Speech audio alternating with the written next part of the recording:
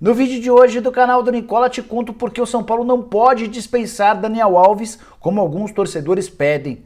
Também vou falar sobre a vitória muito boa do Flamengo contra o Grêmio no Rio Grande do Sul, com enorme atuação de Gabigol, o Flamengo se colocando na briga pelo título do Campeonato Brasileiro. Vou falar ainda sobre a derrota do Corinthians para o Bahia, que embolou a parte de baixo da tabela na luta contra o rebaixamento. Tem novidades sobre Palmeiras e Santos e a final da Libertadores desse sábado, com um caminhão de dinheiro em disputa, além do anel com diamantes.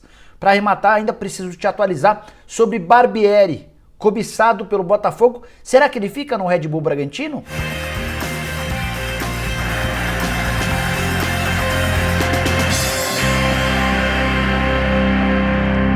Fala aí pessoal, sou o Jorge Nicola, bem-vindos a mais um vídeo do canal, bem legal ter vocês por aqui. Antes de passar todas as informações, pedi apenas para que você se inscreva no canal, apertando esse botãozinho vermelho de inscreva-se. Aproveita e fique esperto nessa dica bem bacana que eu tenho para você. Se você quer acompanhar o futebol de um jeito diferente, junte-se agora mesmo a Betano. A Betano é uma casa de apostas europeia que a cada dia mais cai no gosto do apaixonado por futebol e esportes no Brasil. Inclusive, ao longo de todo o ano de 2021, a Betano vai estampar sua marca como patrocinadora master do Atlético Mineiro no espaço mais nobre da camisa. Com a Betano você pode fazer suas apostas de qualquer lugar, acessando o site pelo computador, celular ou até fazendo um download do aplicativo disponível para Android.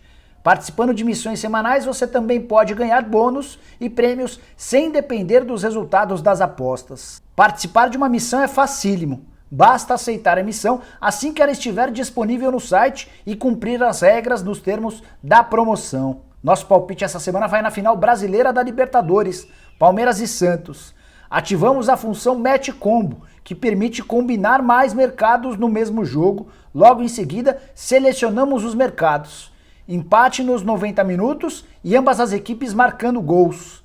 Nossa aposta vai ser de R$30, a odd total de 4,15 e o retorno potencial de R$ 124,50. Agora é só confirmar e começar a torcer. Cadastre-se no site betano.com, que está na descrição desse vídeo, e ainda receba um bônus de boas-vindas de 100% do seu primeiro depósito. E não se esqueça, jogar deve ser algo divertido sempre. Se deixou de ser, tá mais do que na hora de você parar. Jogue sempre com responsabilidade. Betano Brasil, o jogo começa agora. Bora começar o vídeo falando sobre Maurício Barbieri, ex-técnico do Flamengo, que tem feito excelente trabalho à frente do Red Bull Bragantino. E nos últimos dias foi especulado no Botafogo que vai disputar a Série B do Campeonato Brasileiro e ainda não se definiu em relação a Eduardo Barroca, se o técnico é mantido ou se ele é dispensado no fim do Campeonato Brasileiro da Série E. Um dos nomes cogitados é o do Maurício Barbieri, que tem contrato com o Red Bull Bragantino se encerrando ao fim do Campeonato Brasileiro, ou seja, nas próximas semanas. Técnico contratado em 4 de setembro, em meio a um caos do Red Bull Bragantino, time na zona do rebaixamento, brigando contra a queda, e com o Barbieri o Red Bull Bragantino se acertou, é dono da segunda melhor campanha do retorno do Campeonato Brasileiro, atrás apenas do Internacional, e a gente tem justamente Inter e Red Bull Bragantino se enfrentando nesse fim de semana. Time que nesse momento já é o 11º colocado, com 44 pontos ganhos. O Red Bull Bragantino ainda tenta ultrapassar o Corinthians e o Ceará para ficar ainda mais forte por uma posição melhor ao fim do campeonato. E a novidade que eu queria te contar é que Maurício Barbieri terá seu contrato renovado, a relação muito boa que ele tem com o Thiago Escuro desde os tempos de Audax. E o projeto extremamente sólido apresentado para ele no Red Bull Bragantino, além da evolução do time, vão desencadear uma renovação de contrato. Essa renovação deve ser confirmada nos próximos dias de forma oficial pelo Red Bull Bragantino. Bora falar agora sobre a vitória do Bahia por 2-1 contra o Corinthians na noite dessa quinta-feira em uma das duas partidas atrasadas que enfim foram realizadas. O Corinthians foi melhor do que o Bahia durante a maior parte da partida, dava a impressão nos primeiros 20, 25 minutos de que abriria o placar a qualquer momento, mas o Gilberto, sempre o Gilberto, foi quem colocou o Bahia na frente, marcou aos 31 da primeira etapa, 1-0 a favor do time da casa, para mim falha do Cássio que disputava sua partida de número 500 pelo Corinthians. Pouco mais pra frente, no finalzinho do primeiro tempo, talvez no último lance da etapa inicial, o Índio Ramírez fez 2-0, para mim em outra falha do Cássio.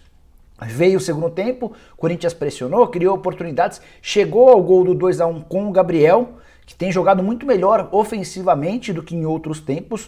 O gol foi marcado aos 26 do segundo tempo, mas apesar de uma arbitragem extremamente equivocada, o Corinthians não teve força para buscar pelo menos um empate. Segunda derrota consecutiva do Corinthians, terceira derrota nos últimos 4 jogos. O time ainda havia perdido para o Red Bull Bragantino e para o Palmeiras. Nesse intervalo ainda venceu o Sport, mas o Corinthians, que estaciona com essa sequência de tropeços, nesse exato momento tem 45 pontos conquistados, 5 pontos atrás do Fluminense, que é quem parece estar ainda na briga por uma vaga na Libertadores da América. O Timão vai precisar melhorar, especialmente na pontaria, se quiser obter a classificação. Já o Bahia conseguiu deixar a zona do rebaixamento com essa vitória, pulou para 35 pontos, e aí a luta tá bem interessante. Nesse momento o Vasco tem 36 pontos, Sport, Bahia e Fortaleza tem 35.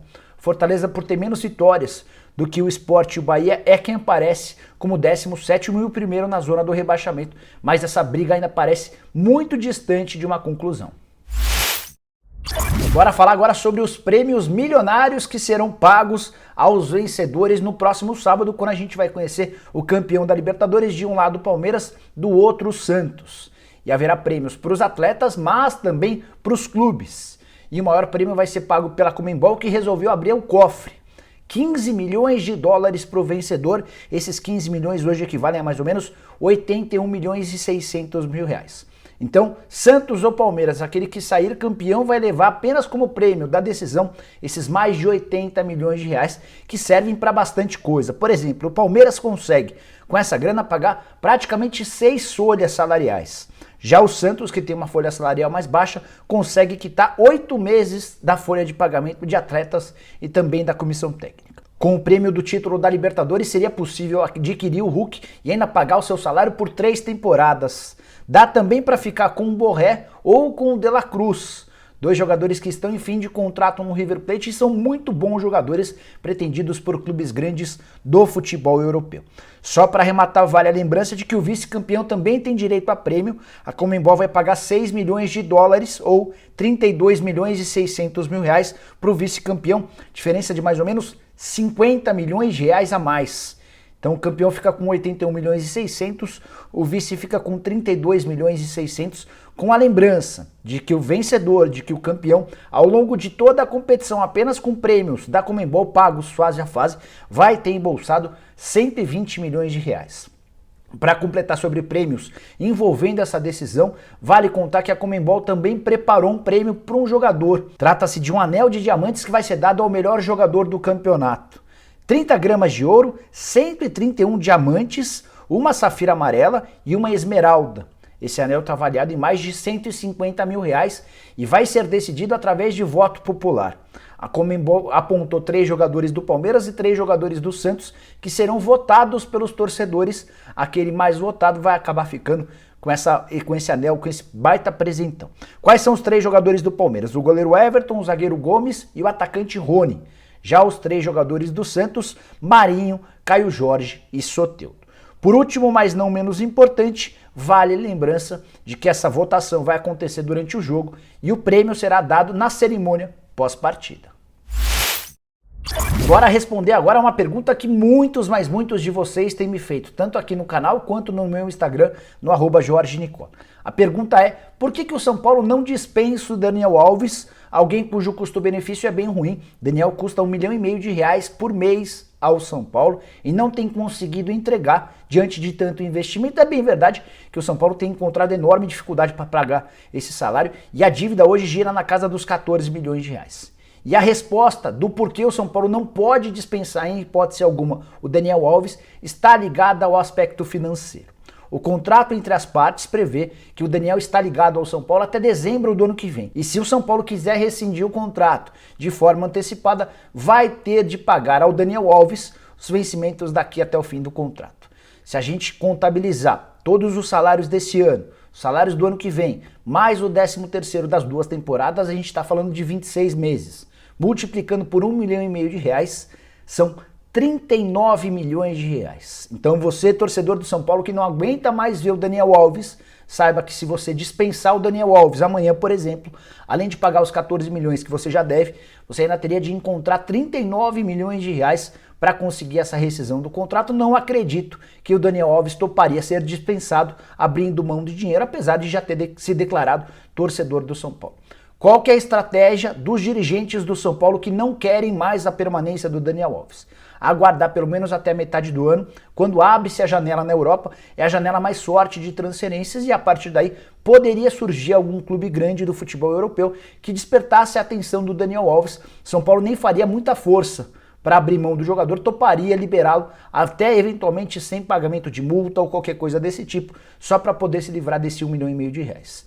É bem verdade também que apesar de não estar rendendo tanto quanto se imaginava, o Daniel tem um papel de extrema liderança dentro do elenco do São Paulo e a avaliação dele, pelo menos por parte dos dirigentes, ainda segue sendo uma avaliação boa, mas queria saber a sua opinião. Use o espaço para comentários para dizer o que você pensa até aqui da passagem do Daniel Alves pelo São Paulo. Ele vale esse 1,5 milhão de reais? Qual seria o salário adequado para o ex-lateral da seleção brasileira? Escreve aí. Agora fechar o vídeo falando sobre o Flamengo, que deu uma bela demonstração de força na noite dessa quinta-feira. Vitória por 4-2 contra o Grêmio na Arena do Grêmio, de virada. O Grêmio chega a abrir o placar com o Diego Souza no primeiro tempo, numa primeira etapa em que o Flamengo ficou devendo. Mas, na volta do intervalo, o comportamento dos jogadores rubro-negros mudou radicalmente. E principalmente inspirado no Gabigol, o Flamengo fez um baita no segundo tempo. Como nos tempos ou como na época de Jorge Jesus. Atuação de gala, em que o Flamengo faz 3-1, até toma o 3-2, mas vai buscar mais um gol e termina com uma vitória por 4-2. Os gols do Flamengo foram marcados por Everton Ribeiro, Gabigol, Arrascaeta e Isla. O Gabigol, além de ter marcado um, ainda deu 2 assistências. Foi, sem sombra de dúvida, a melhor atuação do Gabigol na atual temporada 2020-2021. Serviu também para dar uma bela acalmada em relação aos ânimos relacionados ao Rogério Ceni, a enorme pressão para que o Rogério Ceni seja demitido. Com esses 3 pontos, o Flamengo entrou de vez na briga pelo título, mais do que pela pontuação, pela forma como se comportou dentro de campo. Nesse exato momento, o Flamengo é o segundo colocado, ultrapassou o Atlético Mineiro e também o São Paulo. O Flá tem 58 pontos, a mesma pontuação do São Paulo, ele leva vantagem no número de vitórias e aparece 1 ponto à frente do Atlético Mineiro. A grande questão é que o líder do campeonato segue sendo o Internacional com 62 pontos, 4 pontos a mais do que o rubro-negro. Ainda há um confronto entre Flamengo e Internacional daqui até o fim do campeonato, mas o Flamengo ainda vai ter de contar com um outro tropeço do Internacional para ultrapassar o time gaúcho. Próximos jogos do Flamengo. Próxima partida contra o Sport fora de casa e na sequência recebe o Vasco, visita o Red Bull Bragantino, recebe o Corinthians, recebe o Internacional e na rodada final visita o São Paulo no estádio do Morumbi. Para arrematar de vez, quero te contar que o Grêmio, com essa derrota, segue na 6ª colocação do campeonato, apenas 51 pontos ganhos, 1 ponto de vantagem para o Fluminense, que é o 7º. É bom que o Grêmio do Renato Gaúcho comece a responder de forma mais rápida, senão vai correr o risco de nem estar na pré-Libertadores da temporada que já está por começar. E aí, só para arrematar de vez, quero falar a respeito da entrevista coletiva do Renato Gaúcho, que soltou os cachorros, falou mal da imprensa, fez até algumas ameaças descabidas. A impressão que eu tenho é que a cada tropeço, o Renato fica sem justificativas e acaba apelando.